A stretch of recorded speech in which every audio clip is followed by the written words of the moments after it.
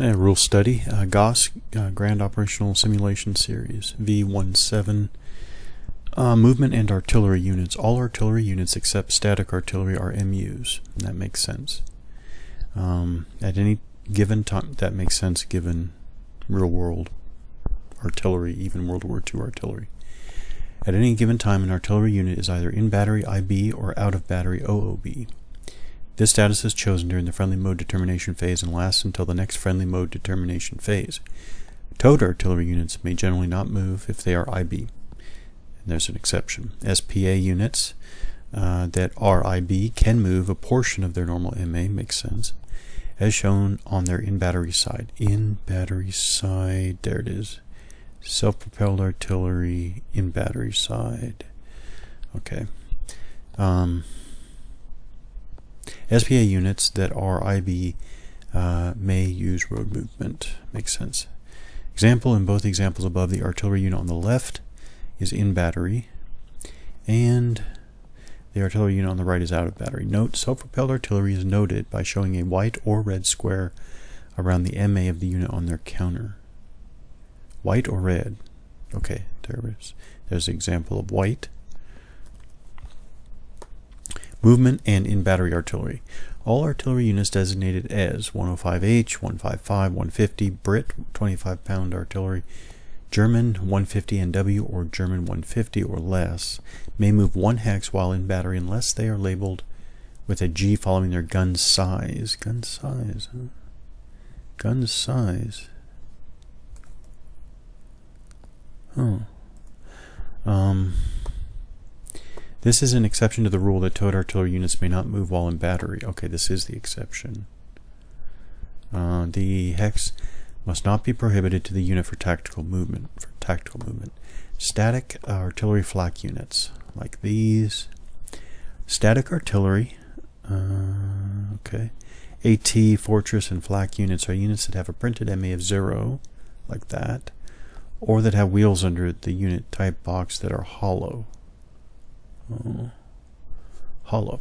That is not blackened in. These hollow wheels show that such units lack organic support. Static units may only be moved if allocated TPs from their assigned Army truck point pool. Horse-drawn artillery. All artillery units that are not static, 0 MA, or mechanized, possessing wheel symbols or the tracked oval, are considered to be horse-drawn. They have the letter H after their MA on the counter. I guess we don't have an example. They move like MUs and have all of the stacking characteristics of MUs, but they are unaffected by fuel. Okay, naturally. Note, horse artillery is not eligible for the 1 hex retreat in this rule, but it is eligible for the 1 hex movement in this, in that 10 point or 7.10.1. Okay. Overruns. Overruns combine movement and combat and allow exploiting forces to displace or destroy enemy forces while on the move. A unit expending the required number of MPs may overrun an adjacent enemy-occupied hex. Overruns are allowed only during an exploitation phase by MU in exploitation mode. Overrun procedure. Each overrun may be conducted by only 1 unit or stack at a time. That is, the overrun units must have begun the phase stacked together. Artillery, headquarters, TP motorized leg units, OOS units, and fatigued units may not conduct overruns. A unit may not conduct an overrun from a hex without movement CT, covering terrain, if that hex is adjacent to more than 1 enemy-occupied hex. Note, during night GTs, all observation CT is also considered movement CT. That's probably important to remember. Designer's note. This is an important condition that is easily overlooked. Yeah. The overrunning units must enter the hex to be overrun and expend 1 movement point in addition to the MP cost of entering the overrun hex. All normal terrain and movement costs apply, including any cost of moving next to an enemy unit. Do not apply the adjacent unit penalty based on the hex being overrun. Okay. An overrunning unit using road movement uses road MP costs. A unit may begin its movement by conducting an overrun. If all units in the defending hex are in exploit mode, they suffer a 1 column unfavorable CRT shift on the GA CRT. Example, the diagram below shows the effect of adjacent units in covering terrain has on overrun eligibility. The hexes to the left and right of the covering terrain here are clear terrain hexes. Clear. A hex, okay, so +1 MPs cost to overrun covering terrain, while white arrows show illegal overruns. Overrunning units pay MP cost to enter target hexes, but cannot enter them unless they win. Okay. A hex may be overrun more than once per exploitation phase. A unit or stack of units may also be overrun more than once per exploitation phase. A unit may overrun more than one hex, but may not overrun the same units in the same hex more than once in an exploitation phase. Okay. So no repeat overruns, but you can continue overruns if otherwise eligible. Overruns are resolved using the normal GA rules with the following exceptions. A medium capacity artillery FS mission can be conducted against the overrunning units if the units being overrun are in an ET fort or fortified area. Neither side may use combat reserves. Advance after combat does not occur.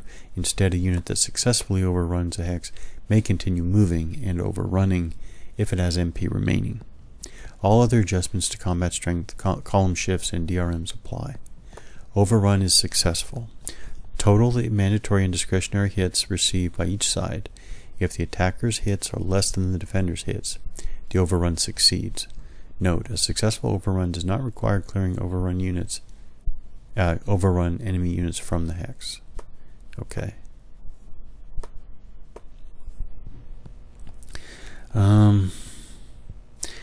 If an overrun succeeds, the units that conducted the overrun may ignore the overrun enemy units and their effects on movement for the remainder of the current exploitation phase. This is true even if the overrun units retreat to another hex. Overrun units may not end their movement stacked with enemy units. A unit may keep moving after a successful overrun if it has MPs remaining. If successful without clearing the overrun hex of enemy units, the overrunning unit must continue to move, ignoring the overrun units.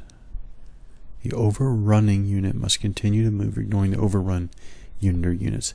If it does not have the MPs to continue moving after the overrun, it must return to the hex from which it launched the overrun. No further MP may be expended. This may result in an overstack. Overrun is unsuccessful. An unsuccessful overrun requires the attacking unit to return to the hex from which it launched the overrun and undergo an immediate movement halt there. Observation and visibility. Friendly units can observe enemy units in hexes into which they can trace a valid line of sight, LOS. Tracing a valid LOS depends on visibility, distance, or range, and the terrain that the loss traverses. If a valid loss cannot be traced from a friendly unit into an enemy unit's hex, the enemy unit is unobserved. Unobserved units receive a DRM on the fire support results table. A unit that can overrun an enemy unit is not automatically observed by that enemy unit. That enemy unit must trace its own loss to observe a unit. If a unit is in a hex with no covering terrain, then any enemy unit within loss range and with no intervening blocking terrain can observe that unit. Note, as described in 6.5.0, the concepts of observation and fog of war are not the same. The fog of war rules determine what knowledge a player may obtain concerning enemy units, that is, what he can examine in a stack.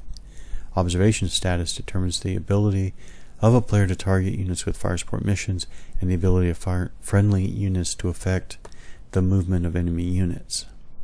Example, a unit on a vantage point in woods can see an enemy unit 3 hexes away in clear open terrain. The enemy unit will not be able to observe the unit in return due to it being in observation CT woods and also due to it being too far away. Line of sight. A valid line of sight loss is the straight line drawn from the center of the observing unit's hex to the center of the target hex that does not pass through any hex containing blocking terrain. The loss, range, and terrain may affect the loss. The loss, range, and terrain may affect the loss. Loss and blocking terrain. Towns, cities, and vantage points are blocking terrain. An LOS that runs directly along a hex side is blocked only if both hexes of that hex side would block the loss. A hex containing blocking terrain will block an LOS unless the observing unit is in a vantage point hex. Only a vantage point hex can block the loss of another vantage point hex. Note, blocking terrain is not the same as observation CT. Loss range. The LOS range is the distance in hexes from the observer to the hex being observed. Do not include the observer's hex. If this range exceeds the maximum loss range, the loss is not valid. The maximum loss range depends on the terrain in the observer's hex, the terrain through which the loss passes, and that in the target hex. Loss range is also affected by visibility.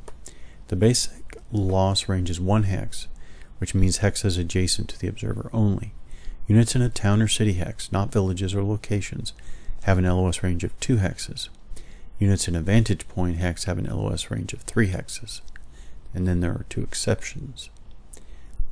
8.1.2b, loss in rough terrain, and 8.1.2c, which is 8.1.2b is loss in night GTs, and 8.1.2c is atmospheric conditions, loss in atmospheric conditions.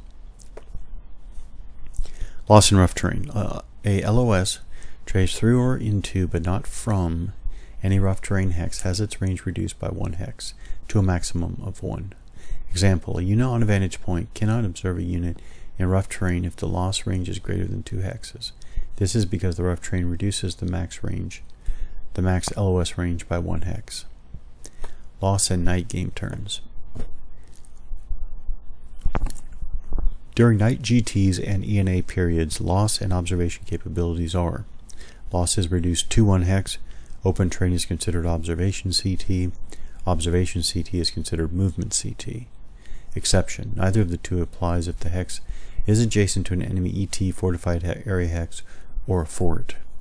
Movement halts generated by these 2 cases are still in effect. Designer's note: ETs, fortified areas, and forts imply that the units have developed observation posts out far enough to be able to see into adjacent hexes. Loss in atmospheric conditions. Atmospheric conditions affect loss range as follows: overcast, maximum loss is 2 hexes. Snowstorm, maximum loss is 1 hex. High vantage point hexes. Some games have terrain features that are more prominent or had a significant impact on a campaign. High vantage points are noted differently depending on the game. Check the terrain key for specific details for each game. High vantage points confer increased loss range on clear or partial overcast GTs. In some cases, the loss range for these hexes is printed in the double vantage point hex. If the loss number is not printed on the map, the loss is 4 hexes. High VP hexes block all other loss advantages except for another high vantage point. Observation and covering terrain. There are 2 kinds of covering terrain: CT, movement CT, MCT, and observation, OCT. Terrain that is not CT for a particular activity is considered open terrain with regard to that activity. Okay, if a hex contains any amount of CT, the entire hex is considered CT. Important: attack designated units can always observe into any kind of terrain in adjacent hexes and are always observed by adjacent enemy units regardless of terrain. Note: open terrain does not necessarily mean clear terrain only. Note: a strat movement marker negates the presence of any CT. A unit with such a marker can be observed by any unit with the loss, basically within loss range. Movement covering terrain. Movement CT affects movement by making it easier to move near adjacent enemy units. These effects are detailed in section 3.3. Following terrain types and features are all MCT: woods, forest, town, city, ET3, forts, and fortified area hexes. Observing covering terrain. Observation CT, OCT, makes it harder to observe stationary enemy units. following terrain types and features are OCT. All MCT and all hexes with a location village IP, ET2 and or destroyed fortified area hexes. A non-moving, that is stationary unit in OCT can only be observed from an adjacent hex and then only if the observer or the unit being observed is attack designated. Designer's note. The important distinction between different types of covering terrain is that movement MCT applies when units are moving and observation CT applies when units are stationary. However, if a stack of units are attack designated, both the attack designated and any enemy units adjacent to those attack designated units are observed. Line of sight examples. Lost and observation examples. All hexes are labeled otherwise. Not labeled otherwise are clear terrain. Unit A here has a maximum loss of 1 hex. Unit is not in a town, city, or vantage point hex. It can observe. Unit 1. The unit is in loss range and is not in covering terrain. Unit 6. The unit is in loss range and is attack designated. It cannot observe all other depicted enemy units as they are outside of Unit A's loss range. Unit B has a maximum loss of 1 hex. Unit is not, here's B. Unit is not in a town, city, or vantage point. It can observe. Unit 6.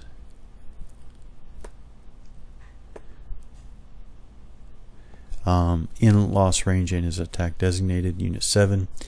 In loss range and is not in covering terrain. It cannot observe all other depicted enemy units as they are outside of Unit A's loss range. That looks like a typo. Should be Unit B's loss range. Unit C has a maximum loss of 3 hexes. Unit is in a vantage point hex. There, vantage point hex.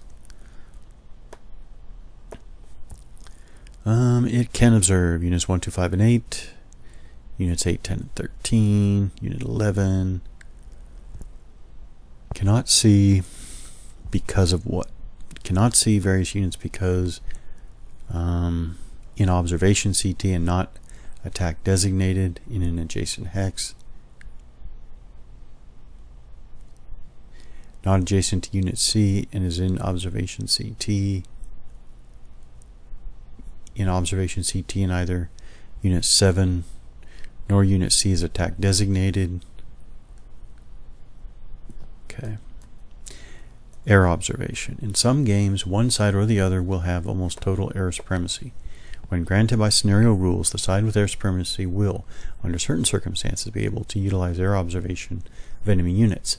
Unless scenario instructions note otherwise, Commonwealth and U.S. forces may always use air observation. During overcast, storm, or snow atmospheric conditions, and during night ENA turns, air observation is not allowed. Air observation may observe a target during clear conditions if the target is a unit in non-observation covering terrain that is within 6 hexes of an in-supply friendly ground unit, any unit marked with a strat move marker, any population feature. Units in the hex with population feature still qualify for the -4 observed DRM. Okay. Air observation may observe a target during P overcast, so partially overcast conditions, if the target is a unit in non-observation covering terrain that is within 3 hexes of an in-supply friendly ground unit, any unit marked with a strat move marker that is in non-observation covering terrain.